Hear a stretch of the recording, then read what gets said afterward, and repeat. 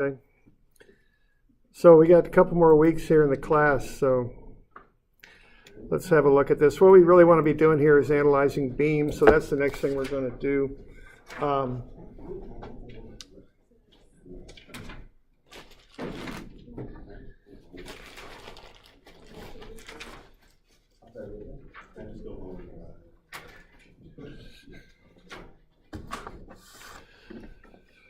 So what we're looking at here with these beams is we're looking at bending, okay? And we usually, engineers want to minimize the amount of bending. So if you load up a beam, simply support it, it'll flex a bit, it'll sag downward, and we want to minimize that, generally speaking.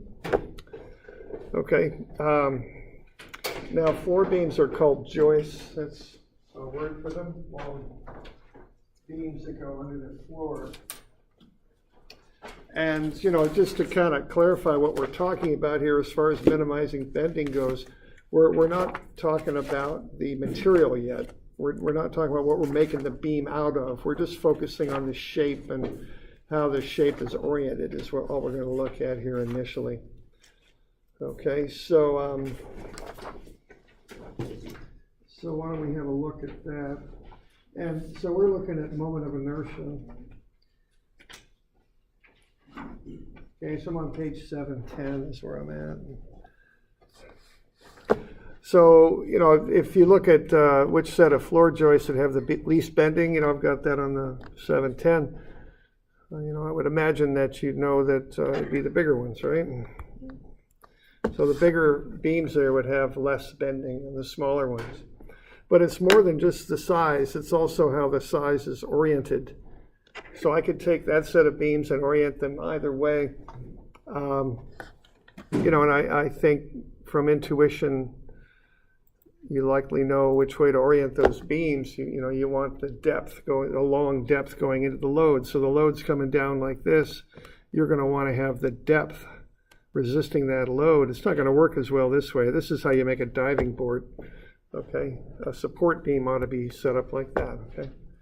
So it's the shape of the beam, how big it is, and its shape, but it's also how the shape is oriented, okay? So moment of inertia is defined as y squared dA. What you do is you break up an area into a bunch of smaller areas, those are the dAs. Then you measure out from an axis to those areas, square that measurement, and multiply it by the area. So that's y squared dA. If you're looking at I sub x there, that's the moment of inertia about the x-axis. And then you add up all those terms y squared dA for the whole shape. Okay, so that's how you do that. So let's flip over to 720 now, I think.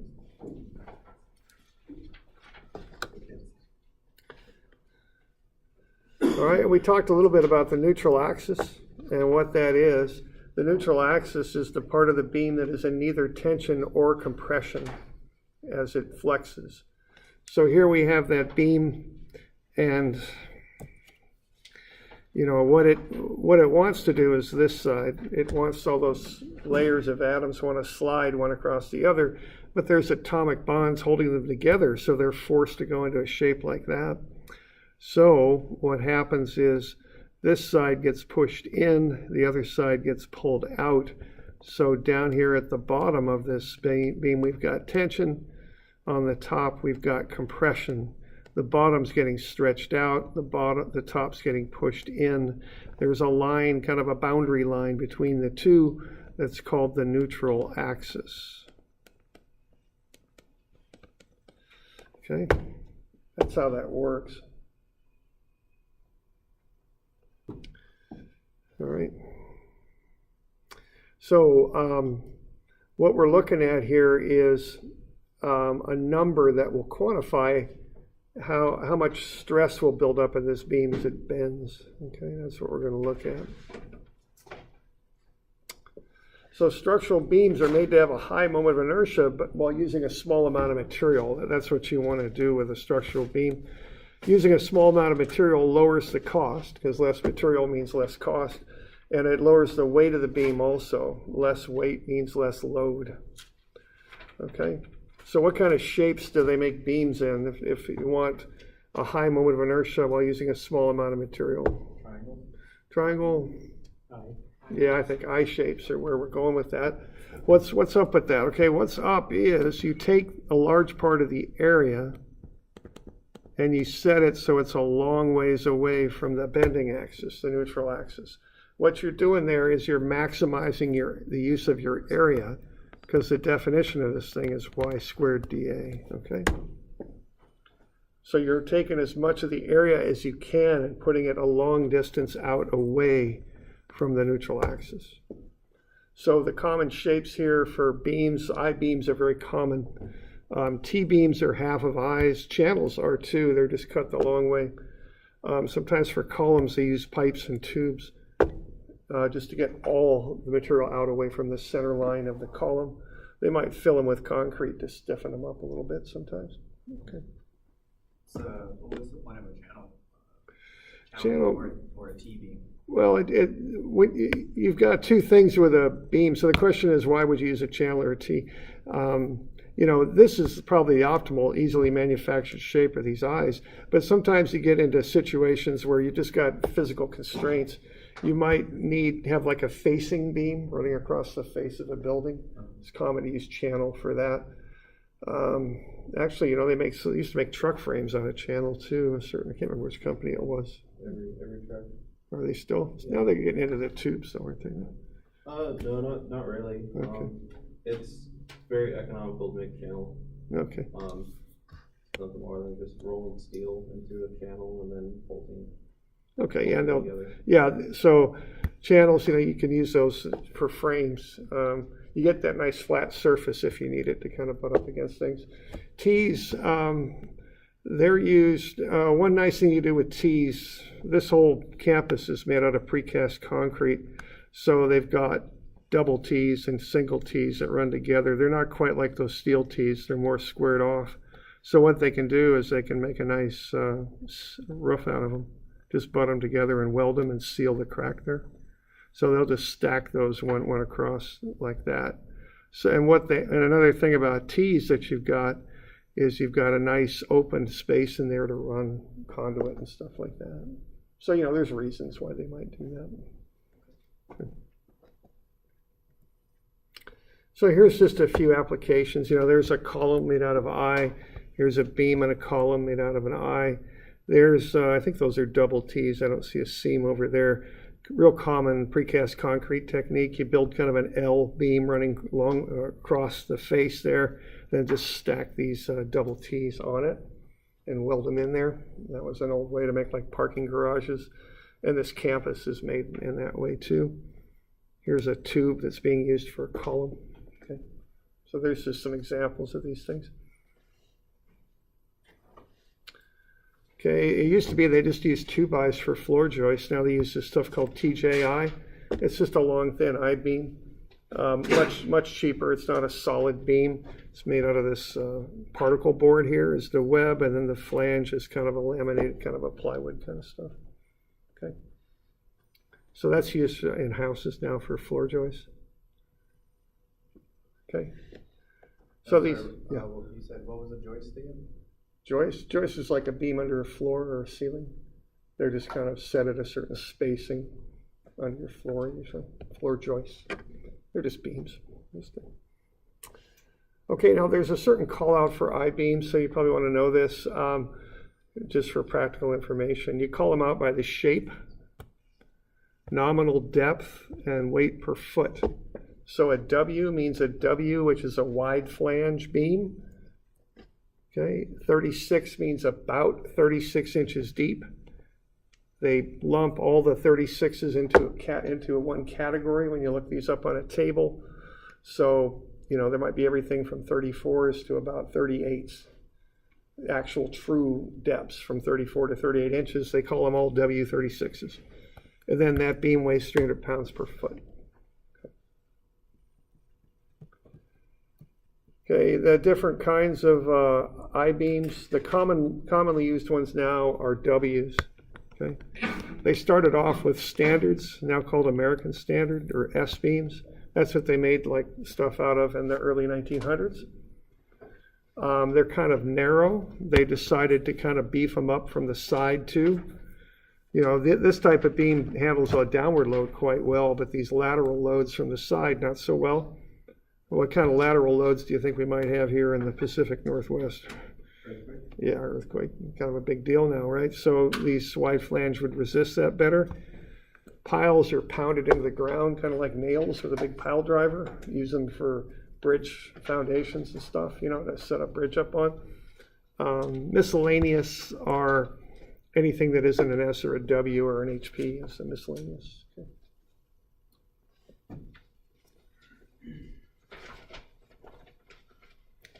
All right, so that's kind of the deal with this. Now, let's just apply that integral just once for fun here. That's on page 720. Let's find the moment of inertia of a rectangle about its centroid, okay?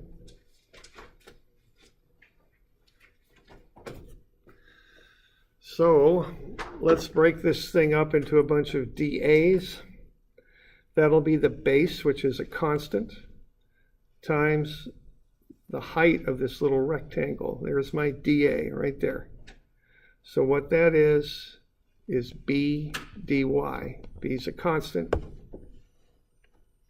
And what I'm going to do with that is I'm going to stack a bunch of these dAs. I'm going to measure up a distance y. I'm going to square the y, and I'm going to multiply it by the dA. Okay? I'm going to start adding these up. I'm going to start down here at negative h over 2, and I'm going to run them until I get to positive h over 2.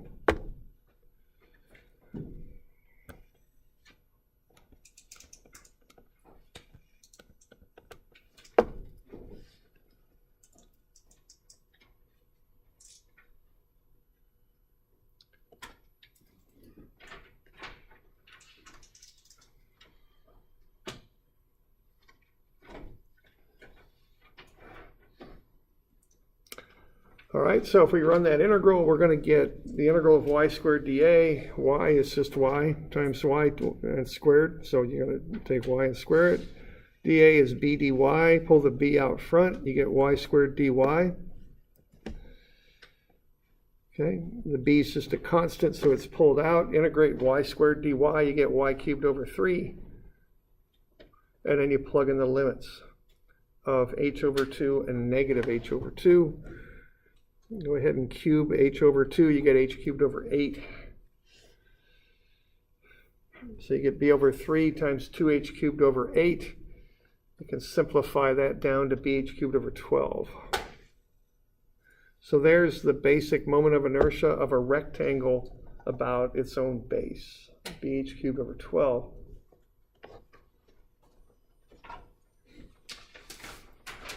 Okay. Now on the formula sheet, I've got that. It's down at the bottom, bh cubed over 12.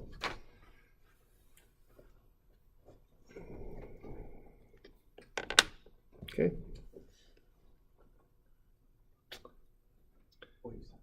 Now that's about an axis that runs through the centroid of the rectangle is what that is. That's the moment of inertia of a rectangle taken about an axis that runs through its centroid. It's bh cubed over 12. Now sometimes we've got composite shapes. So maybe, you know, we might not take the moment of inertia of a shape about its own centroid, okay? If remember that the centroidal axis is the neutral axis for the beam. So if you just got a rectangular beam, you're fine, you know. The centroidal axis is the neutral axis. They're the same thing.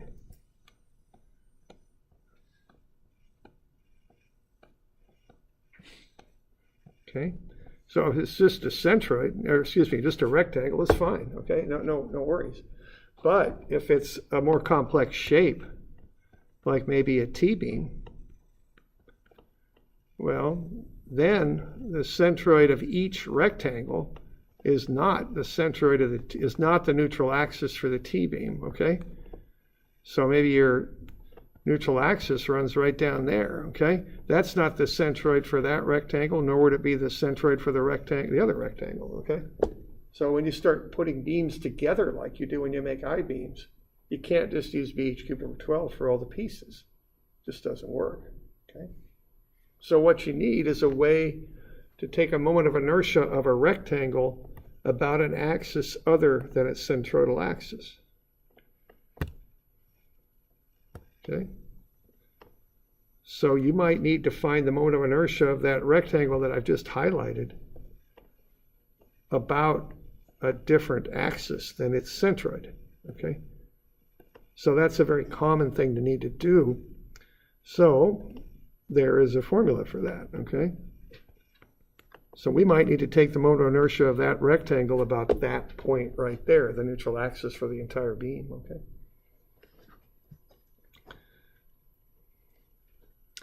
Now, the first thing I point out, and by example, I could just run this integral here, is where the location of the axis you take the moment of inertia about matters. We just did the moment of inertia of a rectangle about its centroid, it's BH cubed over 12. If you want the moment of inertia of a rectangle about its own base, right there, you're going to go from 0 to h now. The limits are going to change. Okay? So you're going to do the exact same integral, y squared b dy, but instead of going from negative h over 2 to positive h over 2, you're going to go from 0 to h. And as a result, that moment of inertia will be bh cubed over 3, not bh cubed over 12. Okay? So the axis location matters when you're calculating this up. Okay?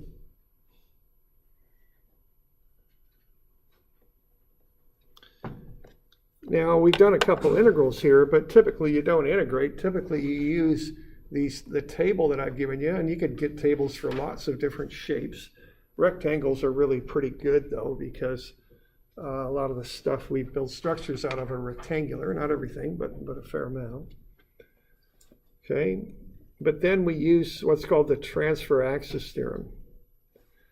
Okay, so we could start with a table that looks like that will give you the centroidal moment of inertia for different shapes. And I've got that on page 730. And then we've got a little formula called the transfer axis theorem, sometimes called the parallel axis theorem, that'll get us the moment of inertia of a shape about an axis other than its centroidal axis. And that's I is equal to I bar plus A, the area, times the offset distance squared.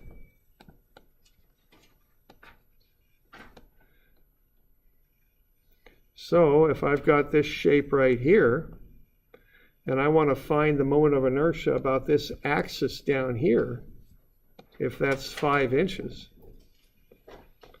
what I would do is I would take, call it I sub x here. That's going to be the moment of inertia of the rectangle about its own axis, own centroid, plus AD squared, okay? So what I would, I'm just making this up. So what I would do there is I would take the base, which is 12, times the height, which is 3 cubed, over 12. And to that, I would add the area, which is 3 by 12, times that offset distance squared. Okay? So that's how I would find the moment of inertia of that particular shape there. And what do I got there? I've got 300, 927. Is that what I got?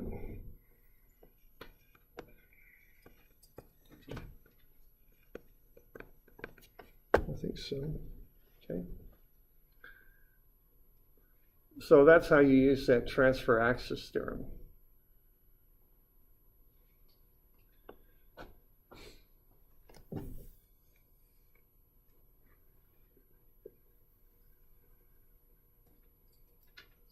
Okay.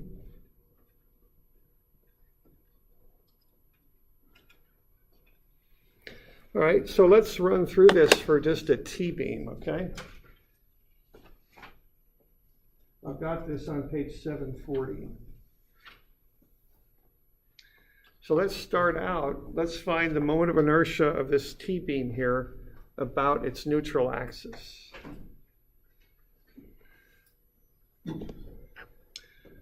Now the first thing that I would do would be to find the neutral axis. And the neutral axis is where the centroid is. So I want to find y bar first. That's how I'd like to start. Okay, now to find the centroid, I break the thing up into pieces and take the areas of each of the pieces. So that top rectangle is what, 8 by 3? It's got an area of 24 inches squared. That bottom rectangle is 4 by 5, so that's 20 inches squared. Okay, start with that. Then what I'm going to do is I'm going to take a line at the bottom, measure up to the centroids of each of the rectangles. I'll call them A and B. So up to B, I'm taking 5 over 2. That's 2.5 inches up from the bottom to its centroid. And to get to the centroid of A, I'm going to take 5. That'll get me up to the base of that long, thin rectangle. Then I've got 3, so half of 3 more. That's 1.5. So 5 plus 1.5 gets me 6.5. Okay? So I've got the area of those rectangles, plus I've got the distances from their base to their centroids. Okay?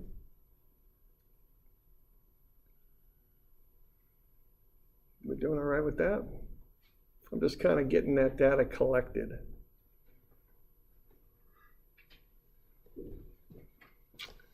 Okay. So once I've got that, I can plug it into the table I've created there on 740.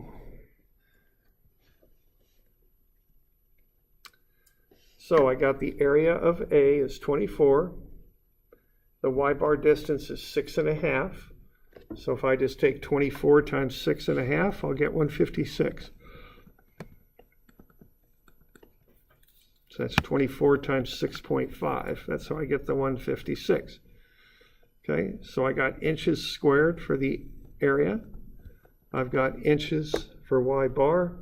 And then I got y bar A, inches cubed.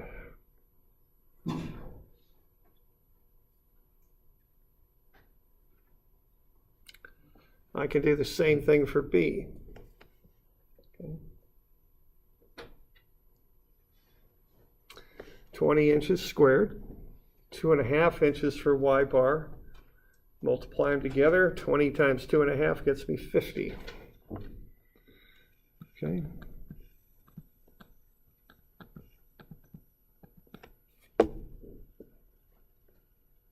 Okay.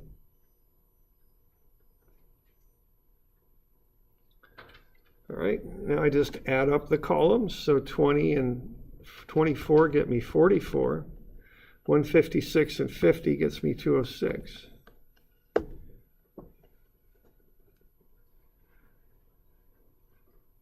Okay, so I'm just adding these columns up. And then I just take 206 and divide it by 44 and I'll get y bar. It's 4.68 inches. So that's where the centroid of this figure's at. Right, about there. Okay? That's the neutral axis about which this T-beam is going to bend. So if I want to find the moment of inertia of the T-beam about that axis, what I'm going to do, I'm going to find BH cubed over 12 for both of those rectangles, and then add in the area times the distance from the axis to the centroid squared. Okay? That's how I'll do that. You all okay with that? Okay, we're good.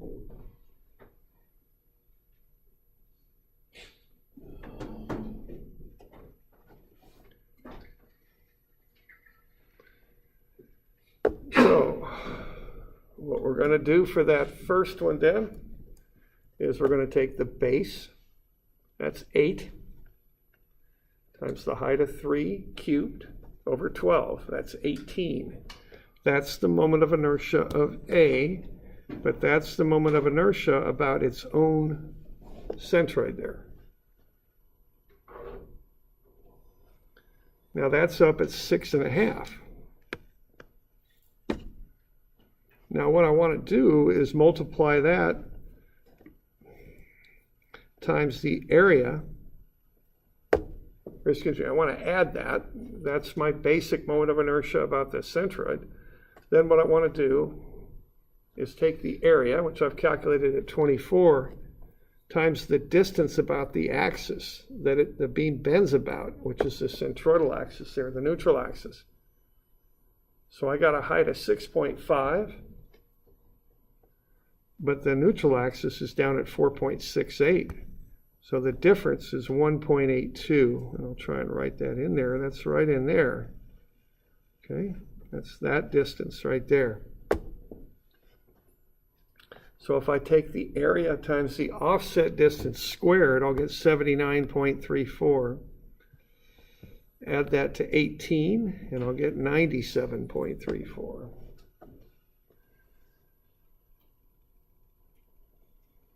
Okay.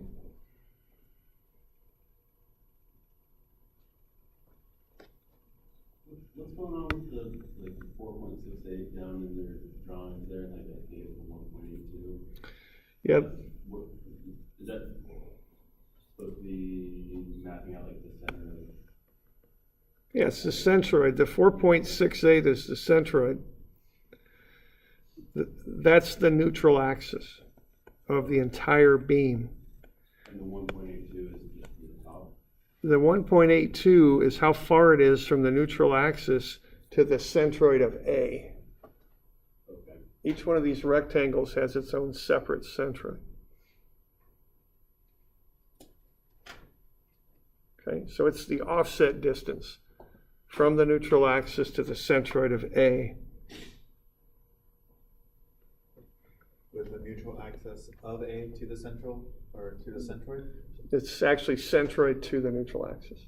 It really doesn't matter. There's a sign on it, but it's squared, so it doesn't make any difference really. It goes away because you square the distance. Okay.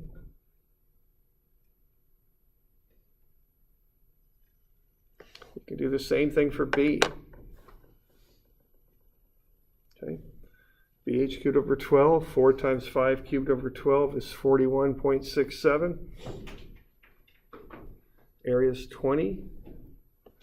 That distance there is between 4.68 and 2.5 now. It's, my pen just won't hardly do this, but it's right in there. And that distance is 2.18. That's the offset distance between the neutral axis and the centroid of B. So you can take 20 times 2.18 quantity squared to get 95.21. Add that to the 41.67, and you get the moment of inertia of B about the neutral axis. So I got both moments of inertia. I just add them up. Add them up, and I'll get the total, 234.22.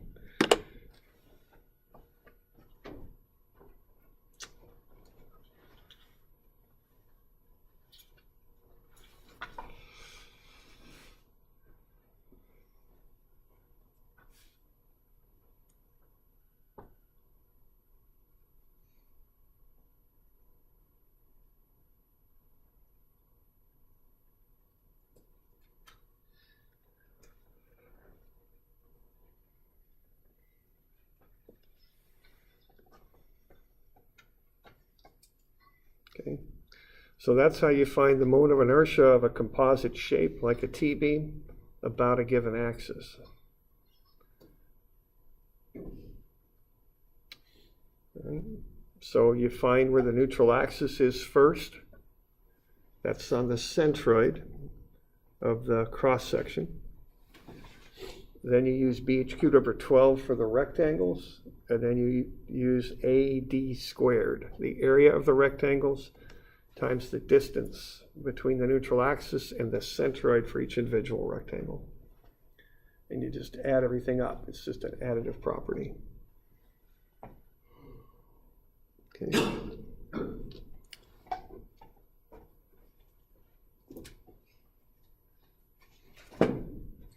So there you go.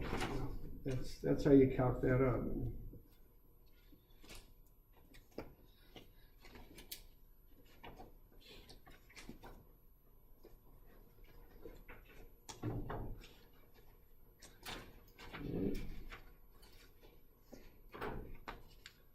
All right, let's look at 322. And I'm going to have you do a couple of these, 322 and 323. 322 is on page 23A, I think. Or is it? No, it's not. It's on page 23.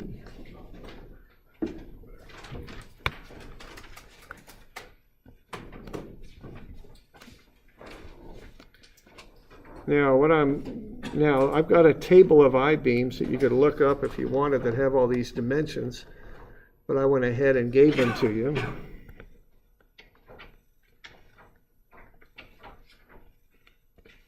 They're like this.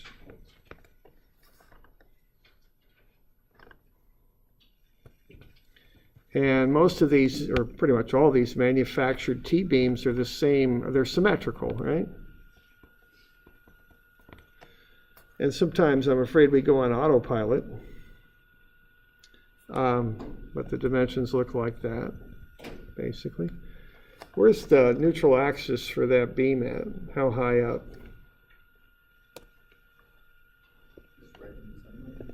Yeah, there's no need to do any calculations to speak of, right? Because I've assigned this thing in the past, and people go through the whole full-blown centroid calculations. And sometimes they bust them, and then their whole answer gets thrown off. You should still get the right answer, though, right? If you do it the right way. If you do it properly, yeah. But then people make errors and all that. So I think you just realize it's... Yeah, but I'm sure, especially this time of the term, you got no time to waste, right? So how high is that? 15.47. Yeah. There you go. Okay. So you got the centroid of that one. Okay. Now there's some questions on that one. Just answer them. I just want you to know some practical information. If you got a W 30 by 211, what does it mean? What does W stand for? 211, 30. What do they all stand for? Okay. And see how your calculation compares to what they got on a beam table. I've got a beam table there, so you can have a look at it on one little page if you like. Have a look. It's going to be a little different, I can tell you that, just a little bit. Okay, now about 323. Now 323 down below that, are you going to have to calculate where the neutral axis is at? Yes. Yeah, you are, because that's not symmetrical. That's got a small bottom flange, bigger top flange, okay? So just understand the difference between those two, okay? All right. All right, so there you go. When are those due? They're due Friday, I'm sorry. Friday. You don't have anything due Monday, correct? Wait. Wednesday, we don't have anything due. Is that the 9th? 9th. Thank you. Okay.